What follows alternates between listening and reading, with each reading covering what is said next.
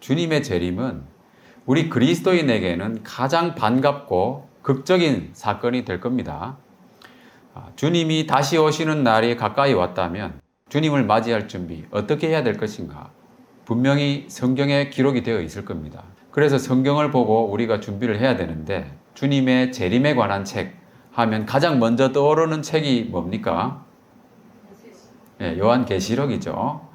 그런데 요한계시록은 미래에 대한 것을 대부분 상징과 비유로 말씀하는 책이다 보니까 해석이 분분하고요. 논란이 많은 책이기도 합니다.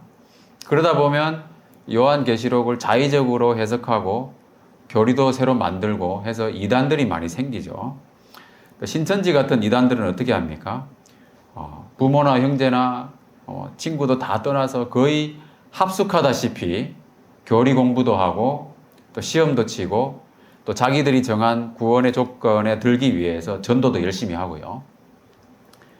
또 주님의 재림이 얼마 남지 않았다는 것을 강조하면서 특별한 헌신을 요구하기도 합니다. 그들의 핵심 교리 중 하나가 바로 이건데요. 요한계시록 7장 4절에 보면 내가 인침을 받은 자의 수를 들으니 이스라엘 자손의 각 지파 중에서 인침을 받은 자들이 14만 4천이다. 이런 말씀이 있죠. 이 말씀에 근거해서 14만 4천 명이라는 인원이 신천지에 채워지면 주님이 재림하신다고 가르쳐 왔습니다. 그런데 이미 그 숫자가 넘어버렸어요.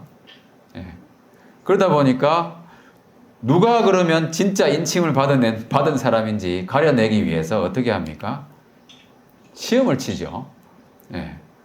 이런 코미디 같은 일들이 일어나고 있습니다.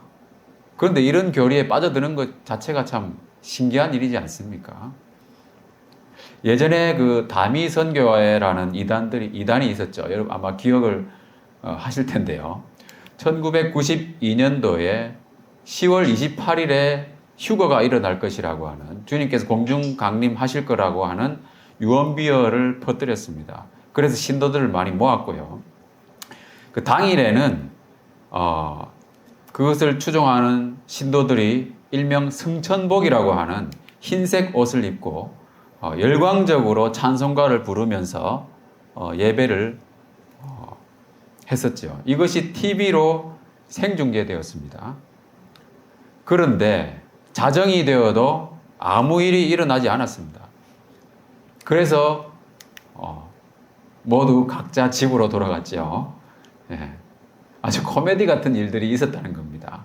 자, 예수님의 재림을 주제로 사기를 치면서 그렇게 떠들썩하게 준비를 했었고요. 지금도 이단과 사이비 단체들은 사람들의 마음을 미혹하고 있습니다. 주님이 정말 오신다면 과연 이렇게 떠들썩하게 맞이할 준비를 해야 될 것인가? 주님이 만약 내일 오신다면 우리는 무엇을 준비할 것인가? 뭔가 특별한 것을 준비해야 될 거라는 그런 생각이 들기도 하잖아요. 그 성경 말씀은 어떻게 말씀하고 있는가? 자, 그런데 우리가 잘 보면요. 주님의 재림을 이야기하는 책이 요한계시록뿐만이 아니라는 거죠. 자, 부분적으로 재림을 다루는 성경 구절들은 많이 있기도 하고요. 주님의 재림을 가장 큰 주제로 다루고 있는 책이 바로 우리가 지금 묵상하고 있는 데살로니가 전서입니다. 자, 그러면 주님을 맞이하는 준비를 함에 있어서 이 데살로니가 전서에서는 무엇을 말씀하고 있는지 좀 더 주의 깊게 살펴볼 필요가 있겠죠. 왜냐하면은 같은 성령께서 쓰신 책들이잖아요. 요한계시록에서 강조하는 것과 결국은 같다는 얘기입니다. 자, 데살로니가 성도들은 예수님이 재림하실 때에 이미 죽은 신자들을 우리는 더 이상 만나보지 못하지 않을까, 이런 불안감과 걱정을 하고 있었습니다. 근거 없이 오해를 하고 있었던 거죠. 그래서 사도 바울은 편지를 쓰면서 이렇게 중간중간에 그 재림에 관한 말씀들을 이야기합니다. 그러다가 4장 뒷부분부터는 이 주제를 아주 크게 다루죠. 여기 보면은 4장 14절부터 5장 10절까지로 제가 써놨는데 공중강림과 휴거에 대한 말씀도 여기에 잘 나오죠. 이 부분을 잠깐 살펴보면요. 예수님이 다시 오실 때는 죽은 신자들이 먼저 살아납니다. 그리고 우리 모든 그리스도인들이 함께 구름 속으로 이끌러 올라가서 공중에서 주님을 영접할 것입니다. 휴거에 관한 분명하고 위대한 말씀들, 이 약속의 말씀들이죠. 그런데 그 시기는 아무도 모른다고 했어요. 5장 2절 3절에 나와 있는 말씀처럼 그 일은 밤에 도둑같이 아무도 예상치 못할 때 갑자기 이루어진다고 합니다. 그때 불신자들은 멸망하게 되고요. 또 신자들은 예수님과 함께 영원히 살게 된다는 말씀이죠. 자, 그래서 주님을 맞이하는 준비, 우리는 무엇을 해야 되는가? 첫 번째는요, 깨어 있어야 한다는 겁니다. 데살로니가전서 5장 6절 말씀을 다 같이 읽어보겠습니다. 시작. 우리는 다른 이들과 같이 자지 말고 오직 깨어 정신을 차릴지라. 조금 전에 살펴본 것처럼 주님의 재림은 아무도 예상치 못할 때 갑자기 이루어지기 때문에 정신을 바짝 차리고 깨어 있어야 합니다. 자, 초대교회 때요. 그리스도인을 상징하는 기호로 물고기 문양의 그림을 많이 사용했습니다. 물고기를 헬라어로 하면요. 이렇게 되는데요. echthus. 박해가 심하던 그 초대교회 시절에 목숨을 걸고 신앙의 여부를 확인하는 그런 암호로 쓰였습니다. 근데 이것을 이니셜로 해가지고 예수 그리스도 하나님의 아들 구세주라고 하는 그런 신앙 고백이 담긴 이니셜로 물고기라는 용어를 사용했던 것이죠. 실제로 수많은 기독교인들이 박해를 피해서 카타콤이라고 하는 이 로마 외곽의 지하 동굴로 도피를 했을 때 사람들은 벽면에 이 물고기 그림을 많이 새겨 넣었습니다. 근데 물고기의 특징 여러분 어떻습니까? 잠잘 때도 눈을 뜨고 자잖아요. 그죠? 눈을 감지 않습니다. 죽을 때도 눈을 뜨고 있어요. 물고기는 항상 눈을 뜨고 있습니다. 그리고 살아있는 물고기는 물살을 거슬러 올라가잖아요. 세상 풍조를 따르지 않는다는 거예요. 항상 깨어있고 이 세상의 풍조를 따르지 않는 우리 그리스도인을 상징하는 아주 적합한 동물이라고 할 수 있는 것이죠. 그래서 이 물고기를 상징으로 암호로 많이 사용했습니다. 자, 지금도 근데 중국이나 무슬림 지역의 지하교회 성도들은 물고기 모양은 아니겠지만 목숨을 건 신앙으로 믿음을 지키고 있다는 겁니다. 깨어 있는 것이죠, 정말. 자, 우리가 깨어 있어야 하는 또 다른 이유는요. 데살로니가전서 5장 5절에는 너희는 다 빛의 아들이요 낮의 아들이라. 우리가 밤이나 어둠에 속하지 아니하였다. 우리는 낮에 속하였기 때문에, 그죠? 빛의 자녀, 낮의 자녀이기 때문에 깨어 있어야 된다는 겁니다. 밤이나 어둠에 속하지 아니하였기 때문에. 그래서 우리는 깨어서 낮에 행하는 것처럼 정신을 차려야 된다. 그러면 자, 구체적으로 깨어 있는 삶이란 무엇을 말하는 것인가? 한마디로 말하면요. 믿음, 사랑, 소망으로 사는 겁니다. 신앙의 3요소라고 할 수 있죠. 이 신앙의 3요소를 잘 갖추라는 말씀입니다. 데살로니가전서 5장 7절 말씀 다 같이 읽어보겠습니다. 시작. 낮에 속하였으니 정신을 차리고 믿음과 사랑의 핵심경을 드시고 구원의 소망의 투구를 쓰자. 네, 호심경이라고 하는 것은 군인의 갑옷에서 심장을 보호하는 부분입니다. 그래서 믿음과 사랑의 호심경이라는 말은 이 심장은 생명력을 의미하잖아요. 자, 믿음으로 얻은 생명력을 순종하는 사랑의 모습으로 나타내라는 그런 뜻이에요. 다시 말하면 행함이 없는 죽은 믿음이 아니라 사랑을 실천함으로써 살아있는 믿음을 나타내라는 그런 의미입니다. 자, 구원의 소망의 투구. 자, 뭡니까? 우리 몸의 가장 높은 곳을 보호하는 헬멧이죠, 말하자면. 예. 항상 하늘을 바라보고 구원하실 주님을 기다리라고 하는 그런 신앙, 그것을 의미하는 것이죠. 자, 그래서 믿음, 사랑, 소망을 지금 사도 바울은 군인의 무장에 비유하고 있잖아요. 왜 그럴까요? 우리는 항상 영적인 전투를 치르고 있다고 하는 것을 상기시키는 거예요. 그래서 베드로전서 5장 8절에 보면요. 근신하라, 깨어라. 너희 대적 마귀가 우는 사자같이 두루다니며 삼킬 자를 찾나니. 이렇게 말씀하고 있습니다. 보이지 않지만 우리의 대적은 계속 우리를 공격하기 위해서 쉴 새 없이 우리를 위협하고 찾고 있습니다. 넘어뜨리기 위해서. 그래서 우리는 항상 깨어 있어야 된다는 거예요. 예, 믿음, 소망, 사랑으로 잘 무장하는 저와 여러분 되시기 바랍니다.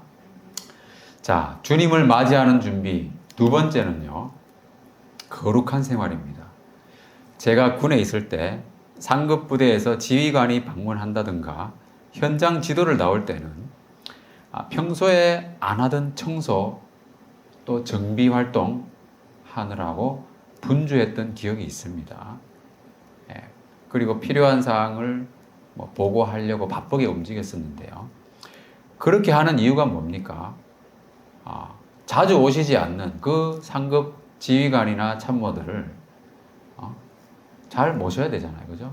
그러기 위해서 뭔가 딱 들어왔을 때 외적으로나 내적으로나 깔끔하게 정돈된 모습을 보여드려야 된다는 거예요. 규모 있게 부대를 잘 관리하고 있는 모습을 보이기 위해서 그렇게 하는 것이죠. 그리고 통상 지휘관들의 움직임은 시간 계획에 따라서 움직이거든요. 높은 사람들은. 그래서 시간 계획에 우리 부대를 방문한다는 계획이 딱 나오면은 어느 정도 부대를 추스를 수 있는 여유가 있었어요. 그런데 그것도 평소에 기본적인 활동이 잘 이루어져야 가능한 겁니다. 평소에 제대로 훈련도 안 하고 부대 관리 제대로 안 하고 지저분하고 엉망으로 하게 되면 상급부대에서 방문할 때 그 짧은 시간에 다 준비할 수가 없는 거죠. 하루 이틀 정도, 때로는 당일날 아침에 알게 되는 경우도 있거든요. 주님을 모시고 사는 우리도 마찬가지라고 할 수 있습니다. 근데 주님은 하늘 시간 계획에 따라서 움직이잖아요. 그러니까 우리는 그 계획을 알 수가 없는 거예요. 하나님만 아시기 때문에. 그래서 평소에 잘해야 되는 거예요. 평소에 뭘 잘해야 되느냐?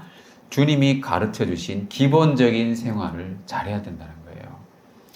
그래서 주님이 오셨을 때 부끄럽지 않은 모습으로 맞이할 수 있게 되는 것이죠. 자, 요한계시록 19장 8절 말씀 보면, 자, 그에게 빛나고 깨끗한 세마포 옷을 입도록 허락하셨으니 이 세마포 옷은 성도들의 옳은 행실이로다. 이런 말씀이 있습니다. 자, 우리 모두는 어린 양의 혼인잔치에 참여하는 신부로서 자신을 단장해야 되는데 그 단장하는 옷이 뭐냐? 옳은 행실이다. 자, 이것은 뭐냐 하면 우리가 구원을 받기 위해서 옳은 행실을 하는 것이 아니고요. 구원받은 그리스도인 하나님의 자녀로서 빛의 자녀답게 낮에 속한 자로서 깨어서 거룩한 행실을 사는 것입니다. 자, 구체적으로 어떤 삶을 말하는 것인가? 바로 오늘의 본문 말씀이라고 할 수 있습니다. 자, 오늘 읽은 5장 마지막 부분은요. 주님의 재림에 관한 원대한 설명, 4장 뒷부분부터 나오는 그 원대한 주님의 공중 강림과 휴거에 대한 설명을 약속을 하신 이후에 이어지는 말씀이라는 겁니다. 그리고 또한 이 데살로니가 전서의 결론에 해당되는 부분이잖아요. 자, 데살로니가 전서의 가장 큰 주제가 주님의 재림입니다. 그리고 이 책의 결론이 오늘 본문 말씀이라면 이게 바로 주님을 맞이할 준비를 어떻게 하는 것인지 말하고 있는 내용이라는 거예요. 바로 한마디로 하면은 거룩한 생활을 해야 된다. 자, 얼마 전에 우리가 레위기 말씀을 통해서 우리가 거룩한 생활을 하는 이유를 이야기했습니다. 그런데 데살로니가 전서 말씀을 묵상하다 보면 이 거룩함을 강조하는 레위기 말씀하고 정말 많이 닮아 있다는 것을 알 수 있습니다. 거룩하신 하나님이 우리를 거룩하게 하셨기 때문에 우리가 그에 합당한 거룩한 삶을 살아야 한다. 이런 이야기를 했었습니다. 자, 근데 데살로니가 전서 4장 3절에도 보면 명확하게 하나님의 뜻을 말씀하고 있어요. 하나님의 뜻이 이것이다 라고 이렇게 명확하게 표현하고 있는 말씀은 그리 많지 않습니다. 자, 하나님의 뜻은 뭡니까? 바로 우리의 거룩함이라는 거예요. 자, 우리 그리스도인들은 하나님이 거룩하게 하신 자로서 이 세상과 구별된 삶을 살아야 된다는 겁니다. 그래서 오늘 본문에 나오는 말씀들을 보면 바로 이 데살로니가 전서 주님의 재림을 이야기하고 있는 그 책의 결론 부분 무엇을 말하느냐? 바로 거룩한 삶, 세상과는 구별된 거룩한 삶을 이야기하고 있는데요. 첫 번째는요, 영적 지도자를 가장 귀히 여기는 태도를 말하는 겁니다. 자, 12절, 13절 말씀, 영적 지도자를 정말 귀히 여겨야 된다. 이런 말씀을 하고 있습니다. 왜냐하면, 이게 거룩한 삶의 출발인데요. 영적 지도자는 사람이 세운 것이 아니라 하나님이 세우신 리더십이기 때문입니다. 제가 이 목사로서 이런 말씀을 드리기가 좀 그렇긴 하지만 이 편지를 쓰고 있는 사도 바울도 많은 교회를 세운 영적 지도자로서 이런 권면을 하고 있잖아요. 자, 영적 지도자인 저 목사뿐만 아니라 여러분 가운데서 수고하면서 섬기는 사람들을 다 포함하는 말씀이에요. 그리스도 안에서는 섬기는 자가 큰 자잖아요. 특히 하나님의 말씀을 전하고 가르치는 이 목회자의 직분은 더 귀한 것입니다. 그래서 디모데전서 5장 17절 말씀에도 보면 잘 다스리는 장로들은 배나 존경할 자로 알되 말씀과 가르침에 수고하는 이들에게는 더욱 그리할 것이니라. 그렇기 때문에 일반 성도들은 목회자를 정말 귀하게 여겨야 되고요. 특히 이 말씀을 전하는 목사는요, 더욱 두려워하면서 이 강단에 서야 된다는 거예요. 정말 중요한 내용이죠. 그래서 여러분들이 교회를 위한 기도를 하실 때 첫 번째 기도 제목은 뭐냐 하면 바로 담임 목사를 위한 기도입니다. 담임 목사가 성령 충만하게 살 수 있도록 항상 성령 충만하여 하나님이 주시는 말씀을 전할 수 있도록 이 기도가 여러분들 교회를 위한 기도에서는 첫 번째가 되어야 되는 거예요. 그래야 여러분들에게 유익이 있기 때문입니다.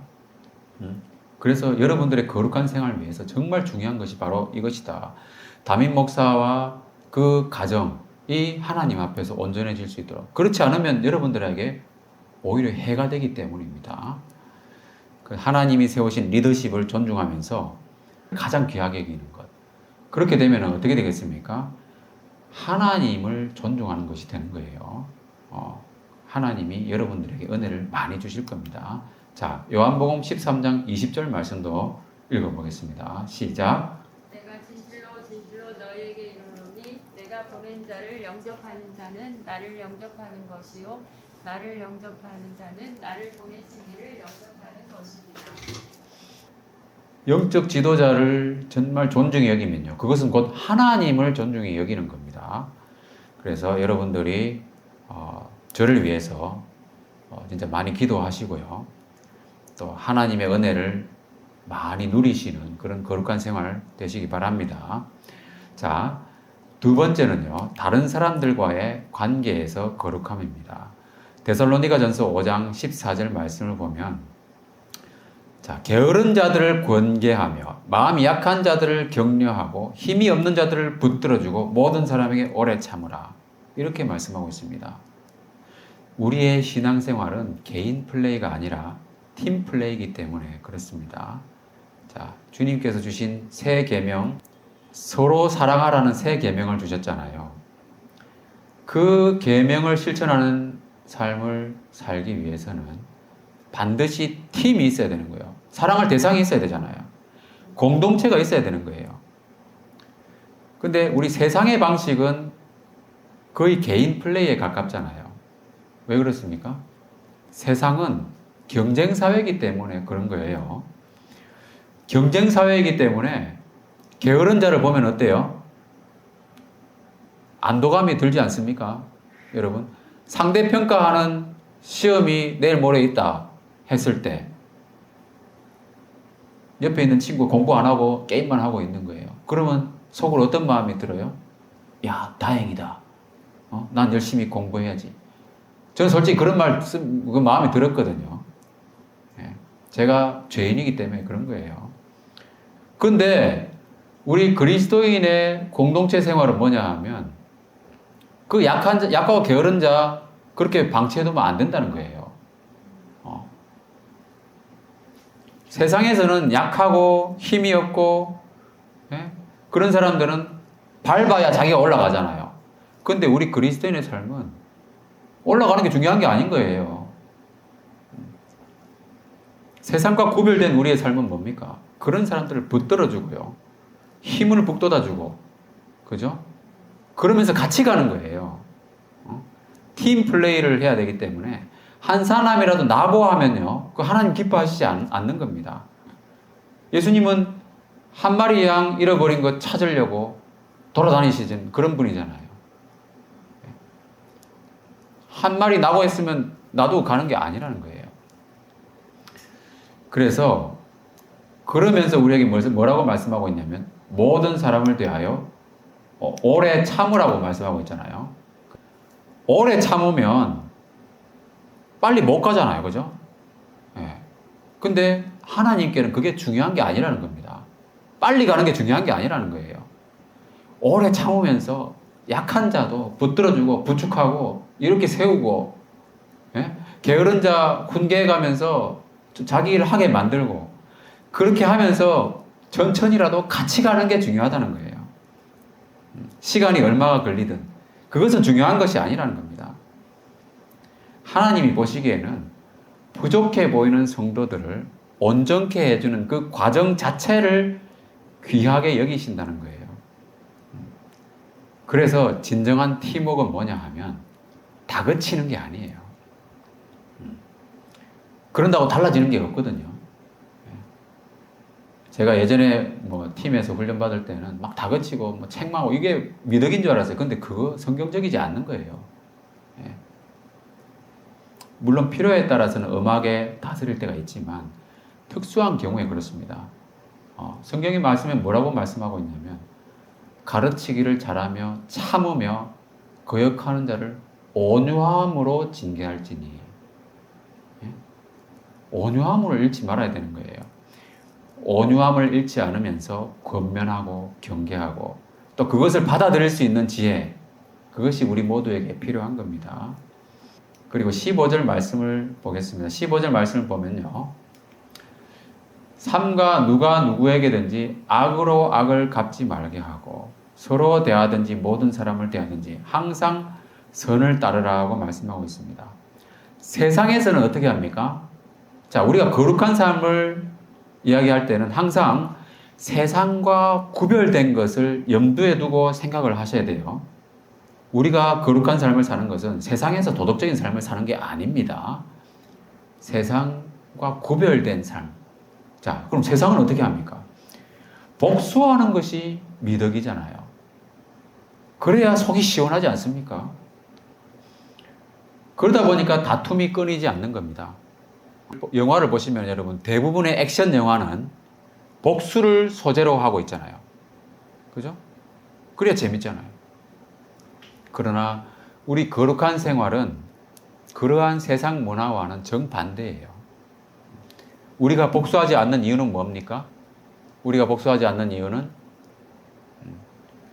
원수 갚는 것은 우리에게 속한 것이 아니고 하나님께 속한 것임을 믿고 맡기기 때문이죠. 그래서 로마서 12장 말씀 보면요. 기록되었으되 원수 갚는 것이 내게 있으니 내가 갚으리라고 주께서 말씀하십니다. 자, 마지막으로 우리 개인적인 생활에서의 거룩함입니다. 거룩한 생활이라고 하는 것은 5장 16절 18절 아주 유명한 말씀이죠. 요한복음 3장 16절만큼이나 유명한 말씀입니다. 다 같이 읽어보겠습니다. 시작. 항상 기뻐하라. 쉬지 말고 기도하라. 범사에 감사하라. 이것이 그리스도 예수 안에서 너희를 향하신 하나님의 뜻이니라. 이것도 세상과 구별된 모습이죠. 자, 좋은 일 있을 때만 기뻐하는 게 아니고요. 몸과 마음의 컨디션이 다운되고 좀 아프고 힘들 때도 좋을 때만 기뻐하는 것이 아니고 항상 기뻐해야 된다고 하는 말씀. 그리고 쉬지 말고 기도하고 범사에 감사하는 것도 마찬가지입니다. 왜냐하면 주님이 우리를 구원하셨고 지금 하늘에 계시면서 우리를 위하여 처소를 예비하고 계시잖아요. 그것이 곧 완성되면은 우리를 데리러 오실 겁니다. 그리고 그 날이 가까워지고 있잖아요. 항상 기뻐해야 되지 않겠습니까? 범사에 감사하고 그렇게 해야 됩니다. 자, 19절 22절 말씀 보면은 성령을 소멸하지 말며 예언을 멸시하지 말고 범사에 헤아려 좋은 것을 취하고 악은 어떤 모양이라도 버리라. 자, 성령님과 동행하는 생활입니다. 성령의 감동을 무시해서는 안 된다는 것이죠. 자, 지난주 교단 가입 예배 때 교회 소개로 제가 이야기를 했었지만 저도 성령을 소멸할 뻔했죠. 교회를 개척하라고 하나님이 주신 그 감동을 소멸할 뻔했습니다. 그래서는 안 된다는 거죠. 또 예언을 멸시치 말고 예언이라고 하는 것은 하나님 말씀을 의미하는 거예요. 미래를 이야기하는 그런 예언이 아니고요. 자, 하나님의 말씀. 그래서 성령을 소멸치 말고 예언을 멸시치 말라. 무슨 말입니까? 주님과 동행하는 삶에 있어서 성령의 감동과 말씀을 통해서 우리가 가장 선한 것을 분별하여 취한다는 겁니다. 범사에 헤아려 좋은 것을 취하고 그랬잖아요. 그러다 보면 악이 틈을 타지 못하는 것이죠. 어떤 모양이라도 버리라고 했잖아요.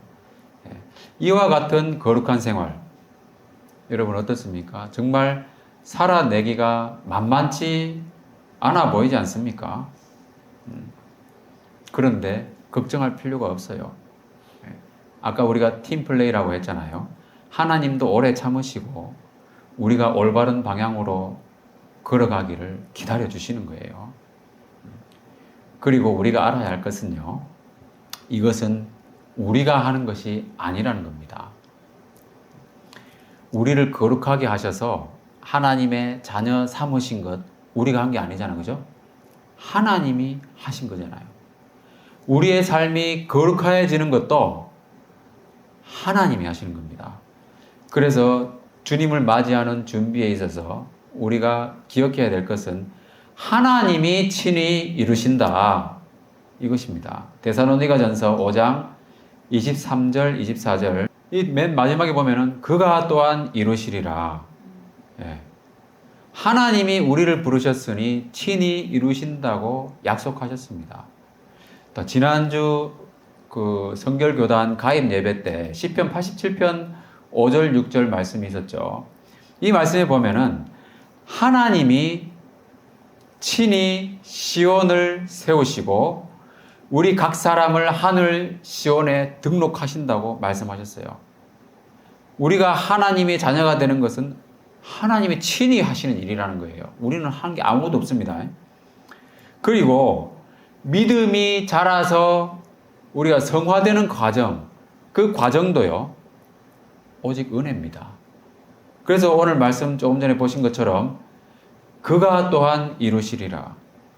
이렇게 말씀하고 있는 거예요.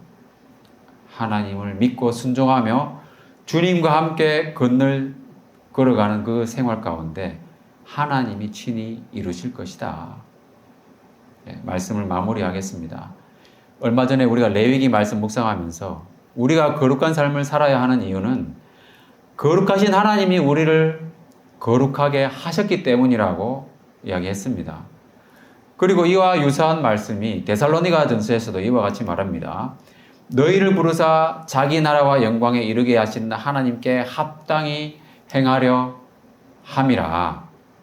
자, 하나님 나라와 그 영광은 우리 인간의 말로는 표현하기 어렵습니다. 표현할 수 없을 정도로 크고 놀라운 것이죠. 따라서 하나님이 값없이 우리를 불러주셔서 그 영광에 이르게 하셨으니 그 우리를 부르신 하나님께 합당히 행하는 것은 당연한 말씀이라는 거죠. 근데 데살로니가 전서에서는 우리가 거룩한 생활을 해야 하는 또 다른 마땅한 이유를 제시하는데 바로 예수님의 재림이죠. 주님의 재림을 말씀하고 있는 책으로서 우리는 요한계시록을 알고 있습니다. 그리고 이 데살로니가 전서라는 이 책도 주님의 재림을 가장 크게 다루고 있는 거예요. 근데 이 둘 다 성령께서 기록하신 거잖아요. 그렇다면 비유나 상징으로 되어 있는 요한계시록, 그것을 우리가 나중에 또 다루게 되겠지만은 거기에 치우친 이단들, 그 미혹하는 말들에 현혹될 것이 아니라 직설화법으로 이루어져 있는 이 데살로니가 전서를 토대로 우리는 주님을 맞이할 준비를 하는 것이 오히려 쉽고요, 마땅한 거라는 거예요. 이렇게 좋은 방법을 놔두고 엉뚱한 데서 찾으면 안 되지 않겠습니까? 예수님의 재림이 가까워지면서, 그죠? 주님을 맞이한다고 해서 분주하게 특별한 것을 하기를 하나님이 바라지 않으신다는 거예요. 무엇을 해야 됩니까? 깨어 있어야 되고 거룩한 생활을 해야 되고 또 이 일을 하는 데 있어서 하나님이 친히 이루신다고 하는 것을 기억하는 거예요. 자, 이를 위해서 우리는 빛의 자녀, 그죠? 낮의 자녀임을 기억하고요. 항상 깨어있기 바랍니다. 그리고 주님과 동행하기에 힘쓴다면은 이 거룩한 삶 하나님이 친히 이루어 주실 것이다. 이 모든 성화의 과정 친히 이루시고 홀로 영광 받으실 하나님을 찬양합니다. 할렐루야.